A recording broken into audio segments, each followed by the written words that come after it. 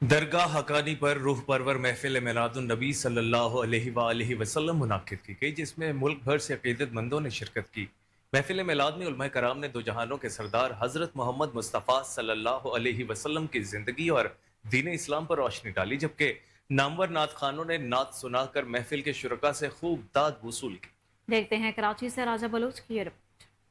Ready کوٹ کے قریب واقع درگاہ پیر میر عزیز اللہ حقانی کے منتظمین کی جانب سے روح پرور محفل میلاد النبی صلی اللہ علیہ وآلہ وسلم منعقد کی گئی، جس میں ملک بھر سے آئے ہوئے عقیدت مندوں نے شرکت کی۔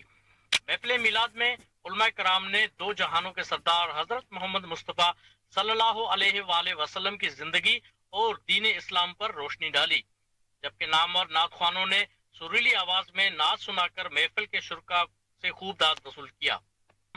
محفل میں قاضی احمد نورانی، پیر سید شاہ محمد ارشد اشرفی، طاہر تھانوی و دیگر علماء نے بیانات پیش کیے، جبکہ مشہور نعت خوانوں حافظ حامد رضا نورانی، خرم حبیب، سید اطہر علی، راؤ نبیل حسن کلندری، اسامہ رضی و دیگر نے نعت خوانی کر کے سحر طاری کر دی۔ اس موقع پر درگاہ حقانی کے گدنشی مجتبیٰ حسنین حقانی نے کوہ نور نیوز سے گفتگو میں کہا کہ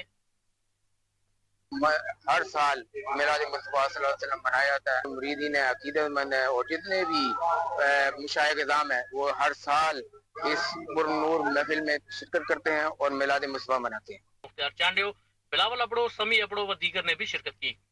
میلاد کے آخر میں گدی نشی نے خصوصی دعا کرائی، بعد ازاں لنگر کا بھی اہتمام کیا گیا۔ کیمرہ ٹیم کے ساتھ راجہ بلوچ، کوہ نور۔